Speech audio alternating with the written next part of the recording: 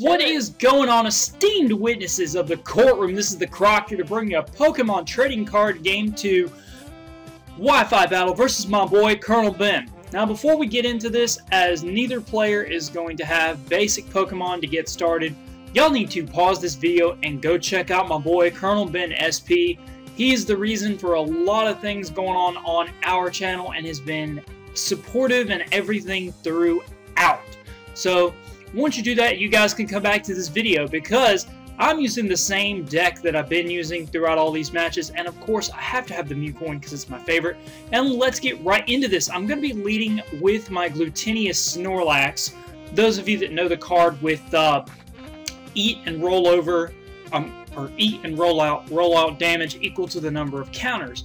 I'm just going to go ahead and go for the eat, get a counter on my Snorlax here, as he's going to start charging Electabuzz being his only Pokemon. Now, at the beginning of this game, I've never really played Ben in the trading card game, so I'm not really sure what to expect, but I see an Electabuzz, and my first thought from competitive deck aspect is going to be a Haymaker deck, which could be quite problematic other than the fact that Fearow does resist the fighting in the form of Hitmonchan and stuff like that. But he's just going to start Thundershocking away, get some paralysis action going on, and it works out because I do need 3 energies to go for the rollout based on the number of food counters on Snorlax with a max of 2.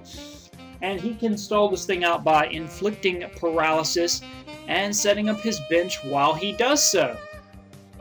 So he's going to be thinking here he's going to attach another energy to Electabuzz, and right off the bat on turn 2, Ben's already got himself a really powerful card, and then he plays this Gust of Wind. He's going to be Thunder Punching my Spearow, and down goes my Spearow, and this is becoming kind of similar to how the match between Diego and myself went with Electabuzz shutdown. Now, at this point, I really have nothing I could do. I could have played my Dark Fearow on this next turn, but of course, you know, my Spearow had to go and be electrocuted and die, so that's not going to be happening anytime soon. I'm not really too sure, based on the number of times I've played this deck, that anyone has gotten a proper overview of exactly what this deck is all about. Also, I forgot before and while he's going for this item finder, he's going to grab Gust of Wind, and as this is going on, I want to thank Hughes for helping me find a good background and just using his and overlaying over it to have the Game Boy Color effect. So he's going to be knocking out another Spearow with another Thunder Punch, and I am at a really bad start. I need to go into this Kangaskhan here because I need to start fetching to get some draw initiative, and hopefully I can draw into something I might need later.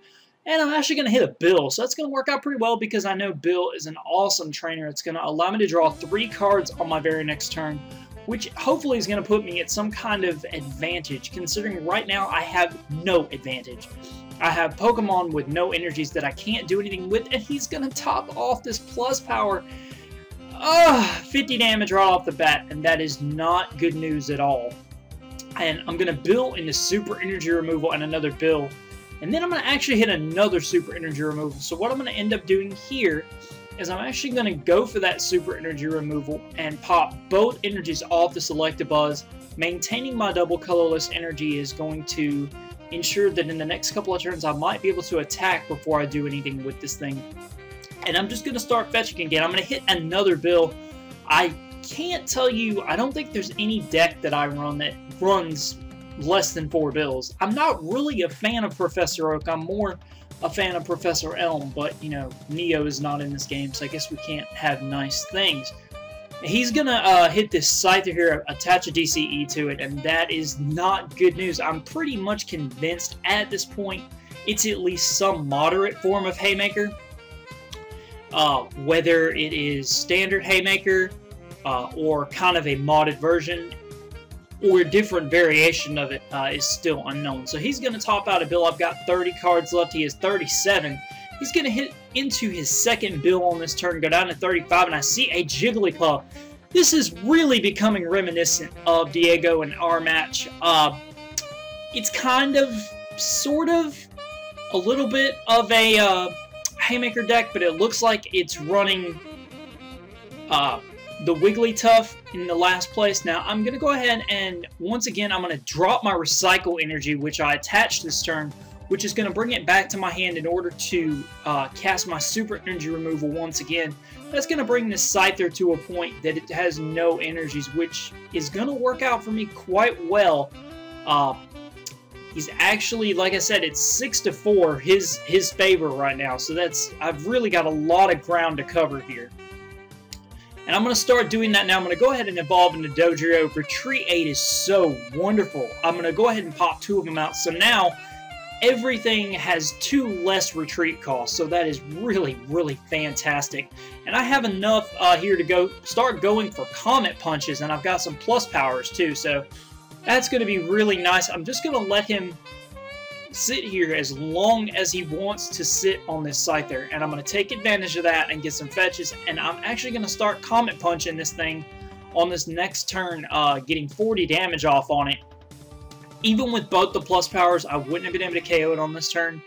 So it kind of works out in that favor, as I'm going to top into a Tauros here.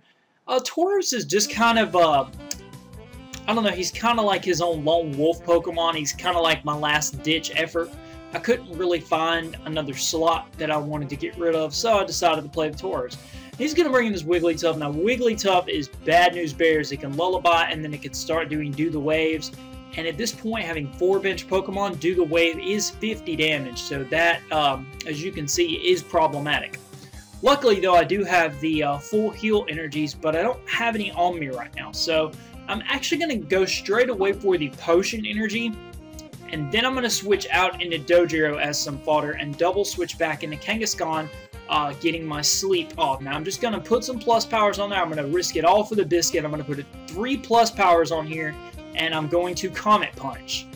Now, as you guys see, I'm going to hit 40 damage, but I'm going to hit 30 extra damage because of the 3 plus powers on that turn. It's going to deal 70 damage to that Wigglytuff, and that is just amazing. That is a very big threat that Ben has right now, and I'm mortally afraid of it because he's going to top out into a Scyther here.